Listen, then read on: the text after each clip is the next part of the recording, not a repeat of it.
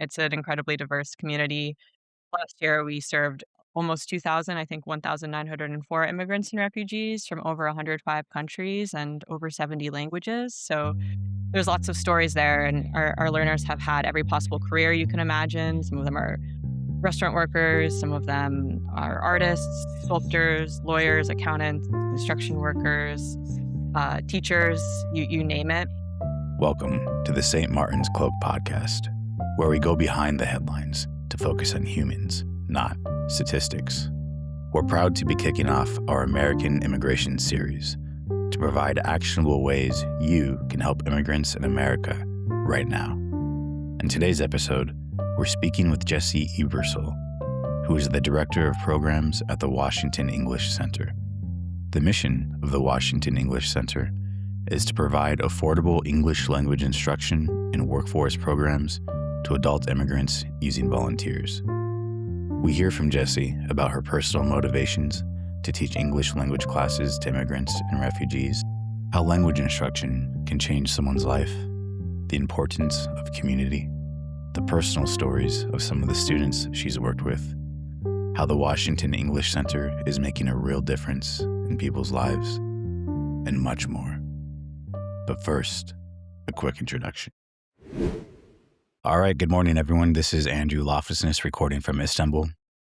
Hello, everyone. This is Miloš Majore recording from London. Okay, so this week, Andrew, we are in your home country, the United States, kicking off our series where we wanted to explore some of the dynamics going on there with regards to refugee welcome and integration. What can you tell us about WEC in general?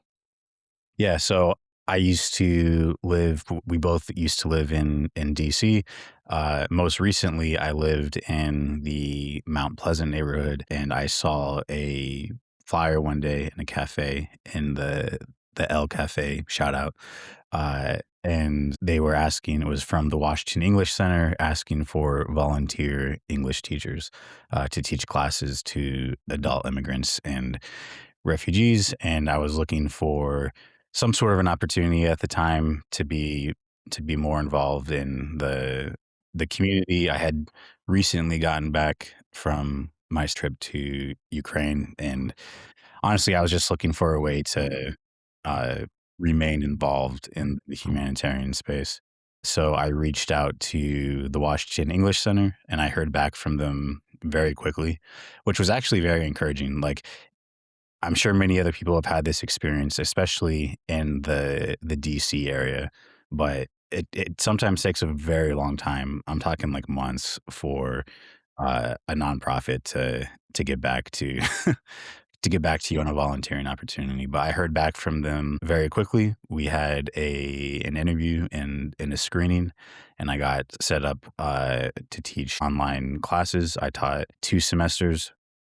Really great program. I'm very happy to personally vouch for it. I had students from, kind of like Jessie talks about in the interview, all over the world, but a lot of students from Latin America, Afghanistan, Ukraine, several different African countries. A pretty good spread, but I would highly encourage anyone, especially if any of our friends in the DC area are listening to this, I would highly encourage you to check it out if you're looking for a very meaningful way to be involved with a lot of the issues going on in our country right now, and just in your own community as well. Yeah, it's definitely one of those situations where if I had known about it when I was in DC, I'd have definitely applied for it.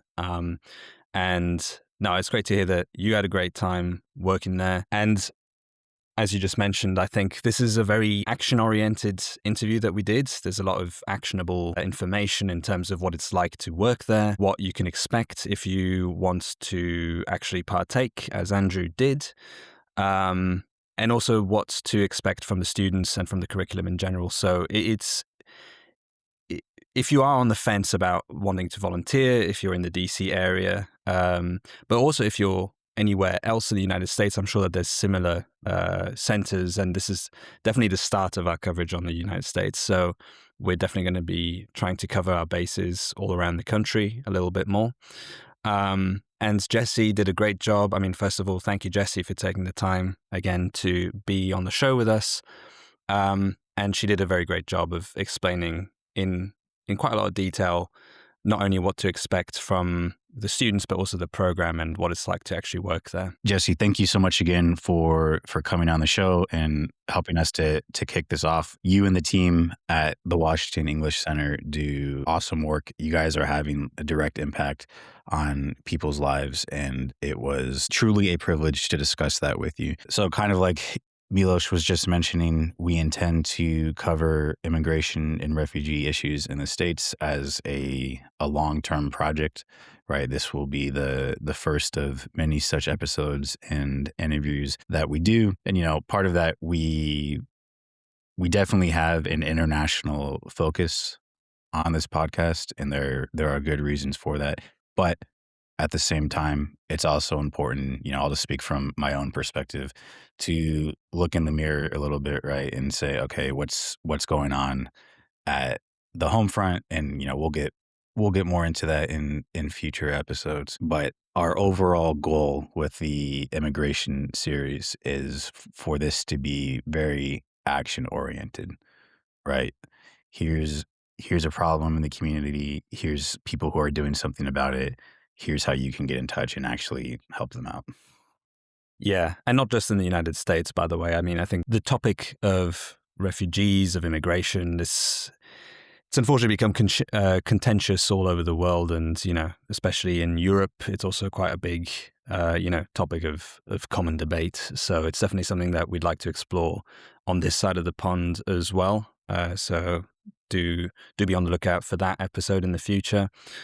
And I think that in this particular episode with Jessie, I think she makes a good point of explaining, beyond the English language lessons, the learning of the language itself, there's an aspect of the community as well. The ability for a center like the WEC to be able to foster community in which immigrants feel not only welcome in the country, but also feel welcome to actually integrate better and contribute to the society that they are in. And I think that's really important. And yeah, as Jessie mentions, I think it's a crucial aspect of it all, and great to hear that is something that's also taught and explained or fostered within a center such as this one.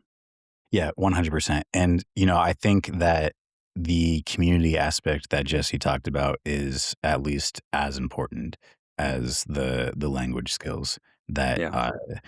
that they're teaching the students. So, just to give another shout out to any potential volunteers out there, DC is a very interesting place in terms of people coming and going all the time, such as ourselves, right? We're in that category. And if you have recently moved to DC, the community aspect works both ways, right? This is also an opportunity for you to become involved with some really cool people. So definitely check it out. We will have links in the description to reach out to the Washington English Center and to reach out to Jessie directly as well. But at the end of the day, it's a great team. It's a great mission. And, this is just an opportunity to, in your day-to-day life, to make a difference in the community around you. Yeah, it's an opportunity to broaden your social network beyond Hill staffers and finance bros. So why wouldn't you jump on the opportunity? There are not many of those. Nothing wrong with them either. But in all seriousness, if you, as a sort of PSA to our listeners, if you are a worker in a similar center, whether it be in the United States or in Europe or anywhere really, and you think that you like what you're hearing and this is something that you'd like to talk about with us, absolutely feel free to get in contact with us. We'll be linking out ways to do that in the description as always. So definitely looking forward to hearing from you. Yeah, and we plan on reaching out to a number of teams in the Washington, D.C. area. So be on the lookout for that. That's enough from us. Ladies and gentlemen, we bring you Jessie Ebersole. Jesse, thank you so much for coming on the pod. To start off, do you mind telling us just a little bit about yourself, maybe where you're from, your professional background, and your current position with the Washington English Center? Great. Thank you for the opportunity. I'm Jesse. I grew up in Montpelier, Vermont, the smallest state capital in the US, which is very community minded. And I've been involved in the field of teaching English to speakers of other languages for, gosh, since around 2010 now. And started out just volunteering in that field and really resonated with me to the point where I wanted to learn more about it and how to do it better. And so I got a degree from AU in teaching English to speakers of other languages, and then did some work in other places, including teaching at American University for some of their English language learners and working on a textbook for English language learners, and ended up at WC, which is almost a full circle moment for me. It's not the first place that I volunteered teaching English, but is one of the first places and one of the things that motivated me to want to do this professionally, and never imagined I'd end up there on staff, but I did. And right now I'm the director of programs on the Washington English Center team. So, about the Washington English Center, could you give us a brief explainer on what the mission of the center is? And perhaps a little bit about what it takes to qualify as a student there? Sure. So Washington English Center's mission is to provide affordable English language classes and workforce programs to adult immigrants and refugees. The only thing you need to do to be a student is to be 18 or older. That's really it. We want to be as accessible as possible to anyone who wants to learn English. That's awesome. And you mentioned a little bit about this just now, but I'm curious, what was your personal journey in becoming involved with language instruction for immigrants? Had that been like, had education in language been a long term passion of yours before you started volunteering with WEC? Sure. Yeah. I guess even as a kid, I'd always been interested in other languages and cultures, always wanted to read books about different places. Had always enjoyed teaching. I'd make my younger siblings be my students. But it didn't really come all together to me or something I saw as a career path until I came across a volunteer opportunity to teach. I'd thought about being a high school teacher or maybe going into international development, but none of that quite clicked. And then when I was in college, I went to college in Vermont, and they have a Somali Bantu refugee population in Burlington, and there was an opportunity to volunteer there to teach English, and that's when I really started to get involved, and just the interactions I had, with those learners, just all of the rich life experiences that they brought to their learning, experiences cross-culturally, navigating difficult transitions, raising families, like, half the prior careers that they had, their traditions and holidays and food that they shared, was all just really personally rewarding, but then also to be able to have just a really tangible impact, like seeing, uh, what a difference language access makes in people's lives, and how central English is to being able to adapt to a new country and culture. For sure. And how long after starting initially as a volunteer did you realize, I mean, clearly you quickly realized that you had like a very deep passion for this, right? But at what point did you start to realize, I think this is something I want to do in the long term? I think, hmm, pretty quickly, but then I didn't take action right away. I was nervous to kind of take the plunge to go back to school for it and get more involved, and actually talking to other WC volunteers was really helpful in encouraging me to take that path, as I talked to people who'd done the AU program or who had become teachers of an English language, and was saying, like, this really could be something beyond volunteering, but something I could spend all kinds of time on. And also the trainings that WC offered to our volunteers when I was a volunteer, I just found fascinating. And anytime I went to one of those trainings, I'd think, okay, like, now let me try this in my class. And I wanted to make sure that I was doing things well for the students. And the more I learned and could apply and see how different techniques help students learn better, that I think that was a big motivation as well. So, obviously, you've been doing this for quite a long time now, and the past couple of years, There's been a notable few challenges throughout the world. And with regards to teaching, there was an interesting interview you gave NPR back in 2020, I believe, where you talked about the impact of the COVID pandemic and the rise of giving classes online. But coupled with that, there's also new developments we've had since then, such as the rise of artificial intelligence, also having an impact on online education. So, could you perhaps expand on those themes and talk us through some of the challenges, but also perhaps some of the opportunities that you and your team have faced with regards to these new realities you've had to adjust to? Sure, absolutely. Yeah, I mean, with the COVID pandemic, we weren't online before then, and so in that article, I talked about what a challenge just that was at first with what is Zoom was a kind of a new question at that point, and getting people to use it, both teachers and students who weren't always very tech savvy, but it opened up so many opportunities. We now have students joining online, like while holding young babies on their laps who would never be able to come in person because of childcare, or maybe they don't feel safe coming in person because of things happening in their community, and so online has been huge in that way. And so I think with AI, we do see similar challenges and opportunities. I think, of course, one thing I can't even begin to touch on because I don't know the answers is just the ethical considerations with AI and how the models are trained.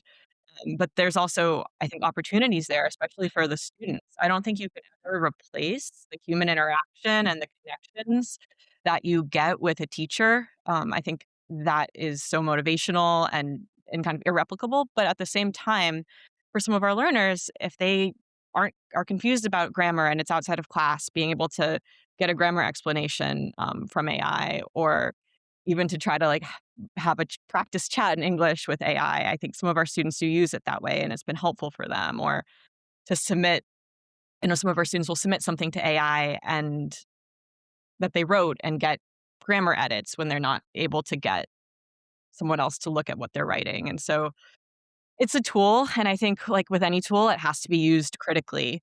And so I think both for our students and our teachers, one thing we've started to do, but we need to do far more of is, learn ourselves and then also teach AI literacy, because, there's a way to use it that is critical and maybe helpful, and then there's a way to use it that is uncritical and unhelpful to you personally, but also maybe not the best use. And so we've done some workshops for teachers on AI and teaching, and I think there's some things that can be useful there too. For example, if you have a text that you wrote yourself, and you're trying to ensure it's the right language level for your students, saying, here's this text, can you put it at an intermediate level for English language learners? And then it can make changes. I just wanted to follow up briefly, if you didn't mind. You talked about some of the advantages of teaching in person and what is gained in that relationship beyond the material that's being conveyed. Could you give us some examples of that? Yeah, I think with teaching in person, it's not just what happens in class, it's what happens outside of class. It's those little conversations with the teacher or with peers before class or after class where you're practicing small talk in English, or then often our in-person students will go out to lunch if they're a morning student, or go out for drink or a snack after class if they're an evening student. And it's those conversations where you're also learning English, and learning it and speaking it in a way that you would outside of a classroom setting, that can be super valuable. And to an extent, you can have that with online classes. You are still building the relationship with the teacher, and many of our teachers will stay on after the class ends in case people want to chat. But in person, those connections are easier. You can do field trips. I mean, you can do virtual field trips online too. There are equivalents, but I think it's that community outside of class that's really valuable. Do you know what percentage right now of students are online versus in person? It's roughly 50-50, and it's Okay. been that way since since kind of the I mean, when did COVID really end? But since things sort of became a new normal, when we were deeper in the pandemic, at one point we were 100% online, and then as things started to open up, you were maybe 70% online, 30% in person, but it does seem to have stabilized at about 50-50. And did you guys during, like, the height of the pandemic, so let's say summer 2020, or maybe even before that, did you have to transition real time into online classes, or was there a significant interruption that was, like, more or less unavoidable, or what did that look like? Yeah. So what we were able to do pretty immediately, like I'd say within a couple weeks, is set up online one-on-one tutoring, because that was a little bit easier of a lift. Because basically, with just one-on-one, you just have to get the student to click the link, and you have to teach the teacher to set up the Zoom meeting.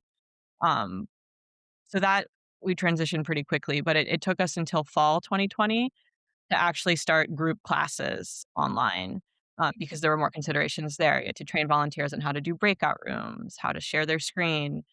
Um, we had the e-textbooks, like, that was something that actually the textbook industry was adapting to at the same time. Like, how do you share audio online? How do you have a textbook that is integrated audio answers in a way that works online? And then if you don't have that, how do you adapt by using PowerPoint or things like that? All of that took time, and we did a lot of tutorials with teachers, both like filming things, because Zoom had its own tutorials, but they weren't specifically for teaching English language learners online. And they also assumed a prior level of technology that not all of our students or volunteers had. So then we had to create our own tutorials. So, Definitely. So you've been helping adult immigrants learn English either as a volunteer or a full-time staff member with the WEC since 2013. And I'm certain that during that time you've interacted with people from, a very wide variety of backgrounds and different life stories. When you think of all the students that you've worked with, what are some stories of individuals that you've taught over the years that come to mind most prominently for you? yeah, that's a great question. And yeah, I mean, there's so many amazing stories. So I can share a few examples. But first, just to what you said, I also just want to stress there's truly no typical WC student. It's an incredibly diverse community. Last year, we served almost 2,000, I think 1,904 immigrants and refugees from over 105 countries and over 70 languages. So there's lots of stories there, and our learners have had every possible career you can imagine. Some of them are restaurant workers, some of them are artists, sculptors, lawyers, accountants, construction workers, teachers, you name it. Um, as far as specific students, I think one student that stands out, and I will use pseudonyms, just Of course. abundance of caution for privacy. There was one student, Jose, who started with us in one of our high intermediate classes, and he ended up completing up to our highest level of class, and now is a teacher at Washington English Center and has been for about 3 years.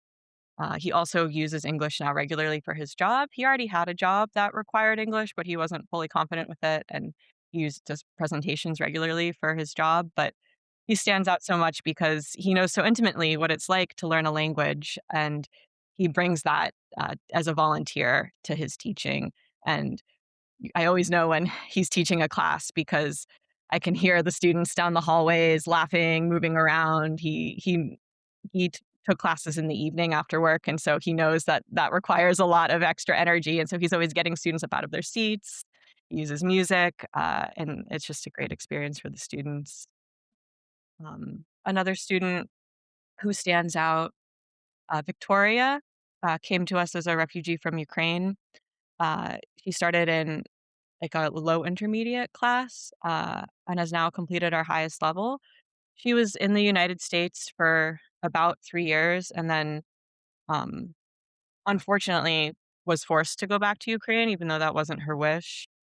Uh, but even in Ukraine, and before she went back, was had a job as a substitute teacher in our, public schools in the United States, and wanted to continue a teaching career. Now she's back in Ukraine, but she is still part of the WC community, and actually has started volunteering as an English teacher at our lower levels for other students. So, her situation has been unfortunate and not always what she imagined, her life would be, but she's been a huge contributor to our community and made a difference in the lives of others through volunteering. and also just improved her own English so much.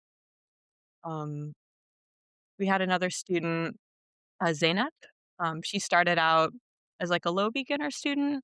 One of our most intro classes, not quite the lowest level, and progressed to our low advanced class. And she was very passionate about cooking. And so we referred her to a culinary arts training program.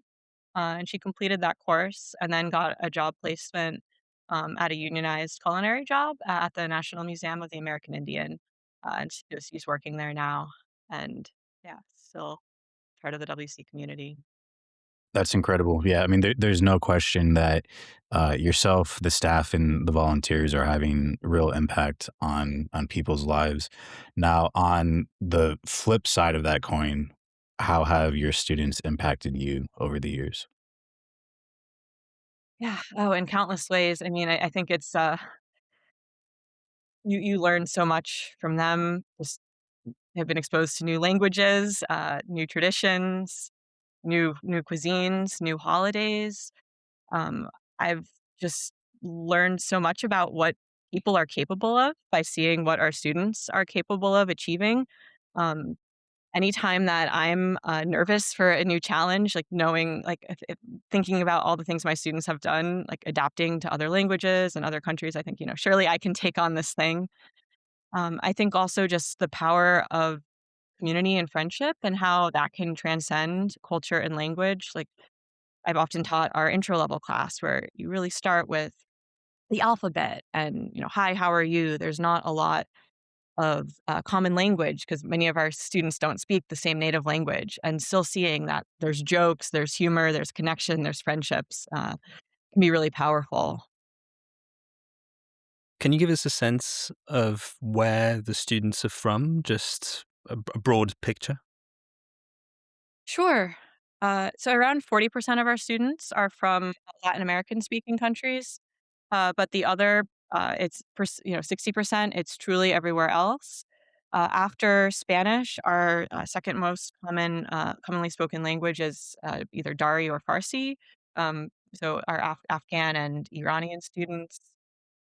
After that, Ukrainian students and French speakers, which often can be from African diaspora countries, are pretty prominent as well as Chinese.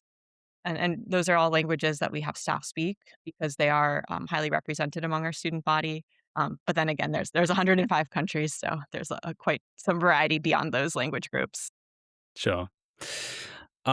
So in addition to the language classes themselves, WEC, as we understand it, also teaches citizenship classes, to help people pass the US citizenship test.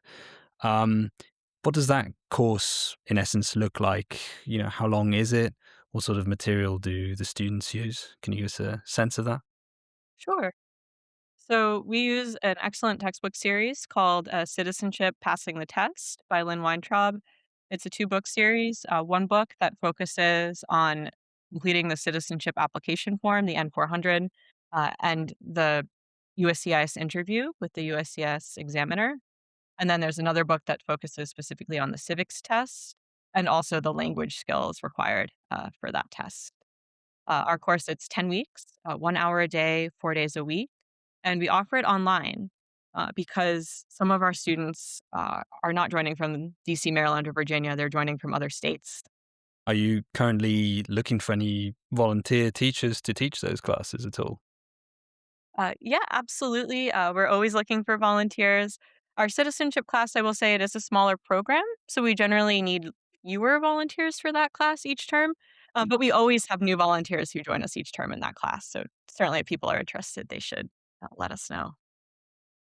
So let's say that someone listening to this has a friend or a family member or a neighbor who is an immigrant and would qualify for to take language classes with WEC. What does that registration process look like, and what are the first steps that person should take? Sure. So there's a couple options because different things work best for different people. People can always visit our website, washingtonenglish.org-students. There's more information there, and it walks you through step by step how to take our placement test, which is how you'll find the right class to begin for you. Some students come in already with some prior knowledge of English, so we want them to start at a level that's appropriately challenging. And then our registration form is the next step. But not everyone wants to just go to a website and fill out a form. You're also welcome if you live in the DC area to just stop by our office and talk to a staff member. You can drop in at any time during our open hours. You can also observe a class to get a sense of things before you sign up. And also, if you want to give us a call or send us an email, that's also a way to learn more or get started. On top of the language classes, you also have the citizenship classes, which you already talked about. But a third aspect, and dare I say, a really important aspect, is the community building aspect. And you guys have quite a strong focus on that in the DC area. In your experience, what is the importance of that community building in education and aid to migrants more broadly? Yeah, that's a great question. And yeah, it's important in so many ways. I think, first of all, you have to feel safe and comfortable in order to learn. And there's educational research that suggests this. So it's not just about how good of a teacher you are, it's do students feel welcome? Do they feel comfortable in your classroom? And doing things outside of the classroom to make people feel connected are part of that. And then it's also just that you can't just learn language in a classroom. I mean, that's part of it, but it's also what you do outside of class. And so giving students opportunities through, happy hours or coffee socials or field trips or our online and in-person clubs and extracurriculars to engage in different ways with their peers, with volunteers, with staff, all are part of the language learning process. Because just the class isn't enough. People need real life interactions.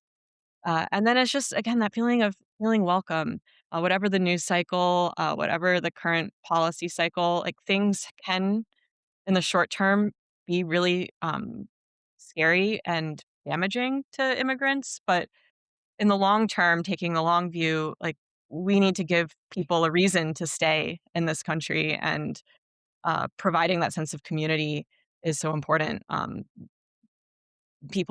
Some of our students might not interact with Americans outside of their English classes because they might, of course, live with their family or in a community close to other speakers of their language. They might not have enough English yet to get a job that requires English. And so the classes are a way to kind of introduce them to US culture and provide a network of support as well, I think is key because it's not just about English classes. Like we try, like with the example of the student Zainab, to connect our students to other partner organizations that provide other resources like job training. And that's with a staff effort, but it's also something that through having strong ties with peers and with volunteer teachers, other people in our community do. So we have WhatsApp groups for classes where people can communicate and people will post like, does anyone know where I can see a lawyer? Or um, does anyone else, have this is looking for a job in this field? And then other people will reply, both students and volunteers, with their experiences. And so I think it's the you need to feel included and welcome to learn. Uh, you need to feel that to feel part of the U.S.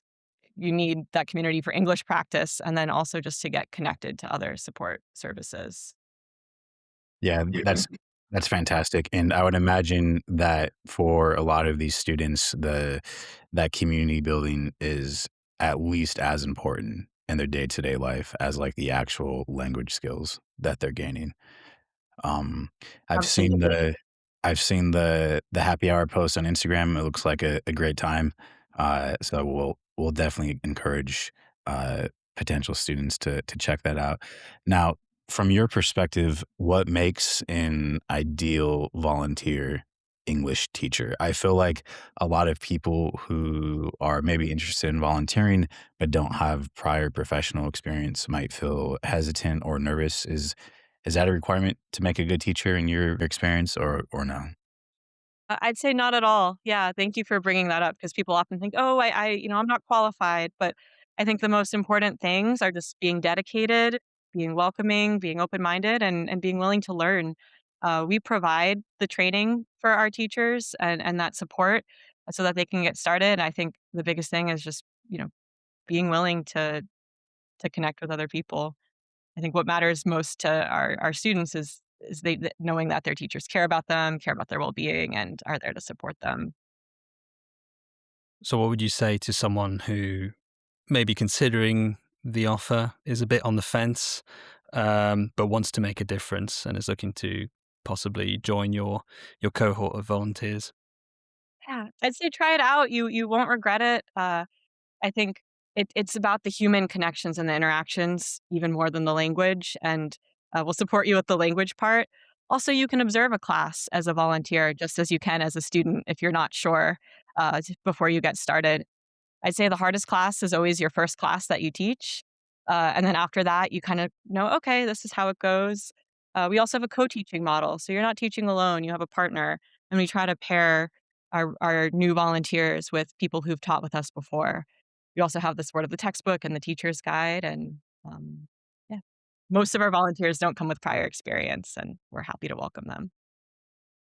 So does someone need to actually live in the DC area to volunteer? And then add on to that question, does someone need to live in the DC area to register as a student? Yeah, the answer is no for either question. We have students from other states and even some students in other countries. And same with our volunteers. There's volunteers in many states, and we have some international volunteers. So that's the beauty of online. Wherever you are, you can be part of our community. So, Jesse, we are sort of approaching the end of our questions here. So, I already wanted to thank you for the time that you've taken to talk to us. It's really been a privilege. We like to end every interview giving our listeners a path forward of, actionable information on how they can take action, how they can help. And so, if anyone is listening to this, is interested in becoming a volunteer, in otherwise supporting your mission, the mission of the Washington English Center, in whatever form that could be, where should they go and what should they do next? Yeah, absolutely. I'd say, of course, feel free to reach out to me directly at jebersole@washingtonenglish.org. I'm always happy to hear from people interested in getting involved in some way. Our website is also a great place for more information about being a student, being a volunteer, or supporting WC in other ways. There's many ways to get involved. Awesome. We will be sure to link all of that in the description. Jesse, thank you so much for your time. Thank you. This has been an episode of the St. Martin's Cloak Podcast. Today is May 19th, 2026. Thank you for listening and stay safe.